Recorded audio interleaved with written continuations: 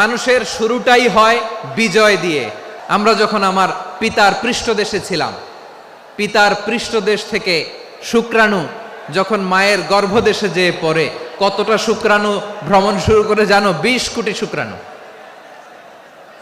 একবার সিমেন আউট হলে সেখানে 20 কোটি শুক্রাণু থাকে, ভ্রমণ শুরু করে। ওই 20 কোটি শুক্রাণুর মধ্যে থেকে তুমি আমি আজকে এক বিকশিত শুক্রাণু মানব রূপে পৃথিবীতে এসেছি। সুবহানাল্লাহ। ওই 20 কোটি শুক্রাণুর প্রতিযোগিতায় সবাই রে পেছনে ফেলে সেদিন আমি সফল হয়েছিলাম, সেদিন আমি বিজয়ী হয়েছিলাম। সেদিন আমি এত ছোট ছিলাম, মাইক্রোস্কোপ দিয়েও আমার অস্তিত্ব টের পাওয়া যায় না। আমি এত তুচ্ছ ছিলাম, নগণ্য ছিলাম। আমার কান ছিল না, আমার চোখ ছিল না, আমার হাত ছিল না, আমার জন্য রিকমেন্ডেশন করার মতো মামু ছিল না, খালা ছিল না, কেউ ছিল না।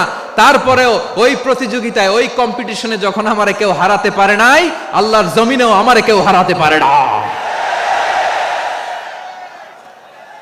হারার জন্য তোমার জন্মই হয় নাই, তুমি আসছোই জিতার জন্য। সুবহানাল্লাহ।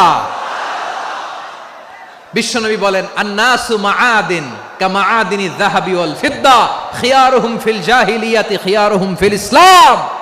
People's are like mines of gold and silver. সোনার খনি, রূপার খনি, এর চেয়েও বড় খনি হচ্ছে এই মানব সম্পদের খনি। আওয়াজ করে বলেন আল্লাহু আকবার। আল্লাহ তাআলা এই সম্পদ আমাদেরকে দিয়েছে। চট্টগ্রাম, ফেনীতে যারা গিয়েছেন, মেঘনা গোমতী ব্রিজ প্রকল্প নাম শুনছেন? মেঘনা একটা ব্রিজ পার হওয়া লাগে। এই মেঘনা গোমতী, এখানে 3টা ব্রিজ, কাঁচপুর সহ এই 3টা ব্রিজের নির্মাণ কাজ, রেনোভেশনের কাজ দেয়া হয়েছিল জাপানের একটা কোম্পানিকে। কাকে? জাপানের কোম্পানি। নির্মাণ শেষে 738 কোটি টাকা বেঁচে গেছিল, এটা গভর্নমেন্টের হাতে দিয়ে তারা বিদায় নিয়েছে। কত টাকা? 738 কোটি টাকা। যত প্রাক্কলিত ব্যয় নির্ধারণ করা হয়েছে, সব টাকা সরকার, তৎকালীন সরকার, 2019-এর সরকার কারা ছিল তো জানেন? এই 2019-এর সরকার তাদেরকে দিয়েছে। তারা রিনোভেশন নির্মাণ শেষে 738 কোটি টাকা অতিরিক্ত বেঁচে গেছিল, এটা আবার গভর্নমেন্টের হাতে বুঝাই দিয়ে তারা বিদায় নিচ্ছে। আমরা কেন এমন হইতে পারলাম না? জাপানের ওরাও মানুষ, আমরাও মানুষ, তার মানে মানুষে মানুষে পার্থক্য আছে না নাই?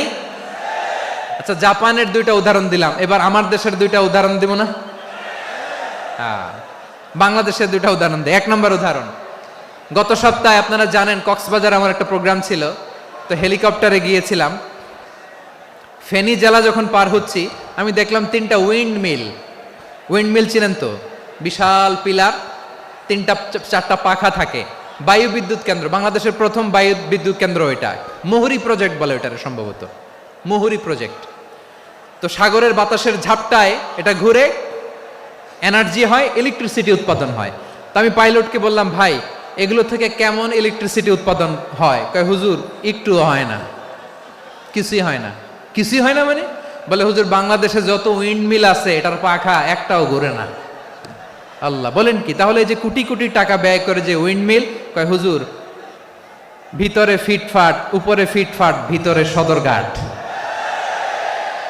তার মানে কোটি কোটি টাকা দিয়ে এই উইন্ডমিল বানায়, এখানে কিছু নাই। দুর্নীতির আড্ডাখানা, আখড়াখানা বাংলাদেশ, ঠিক কিনা বলেন? রুফাইদা আল আসলামিয়া রাদিয়াল্লাহু তাআলা আনহা, ওনার বাবার নাম সাআদ আল আসলামি। বিশ্বনবী কি খেয়াল করলেন দেখেন, সাআদ ছিল মদিনার বড় ডাক্তার। এই নারী সাহাবী রুফাইদা বাবার কাছ থেকে চিকিৎসা বিদ্যা শিখেছেন। যখন শিখছে, বিশ্বনবী দেখলেন আমার তো প্রতি সপ্তাহে সপ্তাহে যুদ্ধে আহত সাহাবীদের সেবা দিবে কে? বিশ্বনবী রুফাইদাকে বললেন, রুফাইদা তুমি মসজিদে নববীর পাশে একটা মেডিকেল ক্যাম্প করো। এই যে সাকিনা আদ্দিন মেডিকেলের আমার ছাত্রী বন্ধুরা, শুনে রাখো, তোমাদের আইকন হচ্ছে এই রুফাইদা আল আসলামিয়া। বিশ্বনবীর ডিরেকশন অনুযায়ী তিনি মসজিদে নববীর পাশে একটা মেডিকেল ক্যাম্প করলেন এবং আহত সাহাবাদের চিকিৎসা উনি ওনার টিম নিয়ে দিতেন। বিশ্বনবীর পরামর্শে উনি আনসারি এবং মুহাজির মহিলা সাহাবীদেরকে নিয়ে একটা স্পেশাল মেডিকেল টিম গঠন করলেন। খায়বার যুদ্ধে 7ম হিজরিতে যখন বিশ্বনবী যায়, উনি ওনার টিম নিয়ে আসলেন, বললেন, ইয়া রাসূলুল্লাহ, আমরা তো তলোয়ার চালাতে পারি না, আমরা তো তীর মারতে পারি না, আপনি যদি অনুমতি দেন খায়বার অভিযানে আমি আমার টিম নিয়ে মেডিকেল টিমের সেবাটা, সার্ভিসটা দিতে চাই। পড়েন সুবহানাল্লাহ। বিশ্বনবী অনুমতি দিলেন, যোদ্ধা সাহাবীদের সাথে রুফাইদা আল আসলামিয়া উনিও মেডিকেল টিম নিয়ে অগ্রসর হলেন। খায়বারের প্রতিটা আহত ইনজুর্ড সাহাবী যারা ইনজুরির শিকার হয়েছেন সবাই রুফাইদা আল আসলামিয়ার এই মেডিকেল ক্যাম্প থেকে চিকিৎসা সহায়তা পেয়েছেন। সুবহানাল্লাহ পড়েন। দেখেন কিভাবে বিশ্বনবী ট্যালেন্ট বাছাই করতেন। আপনি অবাক হবেন, বাহরাইনের মেডিকেল ইউনিভার্সিটিতে রুফাইদা আল আসলামিয়া মেডিকেল প্রাইজ অ্যাওয়ার্ড প্রতি বছর দেয়া হয়। যদি 8 দিনের এই মেডিকেল আমার বোনেরা যদি জেনে থাকো জানো, না হলে নতুন করে জানো, সার্চ দিও রুফাইদা আল আসলামিয়া মেডিকেল অ্যাওয়ার্ড বাহরাইনের ইউনিভার্সিটিতে দেয়া হয়। আর আমার প্যান্ডেলের আমার প্রিয় শ্রদ্ধাশীলা মায়েরা বোনেরা, আপনারা তো আরো দামি সম্পদ। বিশ্বনবী বলেন আর দুনিয়া কুল্লুহা মাতা। আল্লাহ আল্লাহ আল্লাহ, বিশ্বনবীর কথার ওজন দেখেন। আর দুনিয়া কুল্লুহা মাতা ওয়া খায়রু মাতা'আদ দুনিয়াল মারআতুস সালিহা। বিশ্বনবী বলেন দুনিয়ায় যা দেখো সব আল্লাহর দেওয়া অ্যাসেট, মানে সম্পদ।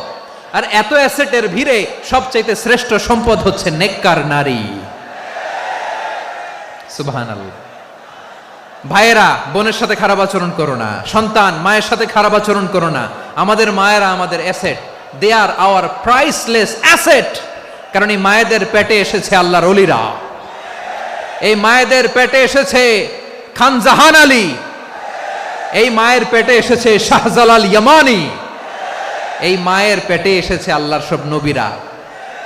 নাকি নবীরা আকাশ থেকে ধপ করে জমিনে নেমে আসছে? মায়ের পেটে আসছে। এই মায়ের পেটগুলো খনি। আমার সম্মানিতা মায়েরা বোনেরা, নিজেকে ইসলাম দিয়ে সাজান, নিজেকে ইসলাম দিয়ে সাজান, নিজেকে পবিত্র রাখুন, নিজের আব্রু ঈমান ইজ্জতের হেফাজত করুন, কোরআন পড়ুন, সুন্নাহ পড়ুন।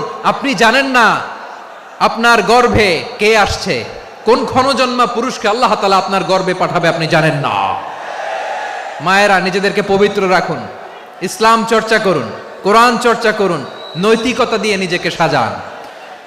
ওয়ালাকাদ কাররামনা বানি আদম ওয়া হামালনাহুম ফিল বাররি ওয়াল বাহরি ওয়া রাযাকনাহুম মিনাত তাইয়্যিবাত ওয়া ফাদ্দালনাহুম আলা কাসীরিম মিম্মান খালাকনা তাফদীলা। পড়েন আল্লাহু আকবার।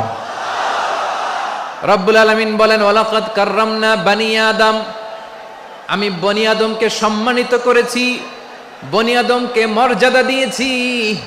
ওয়া হামালনাহুম ফিল বাররি ওয়াল বাহর, বনি আদমকে জলে স্থলে স্থলে এবং সমুদ্রে চলাচলের বাহন দিয়েছি।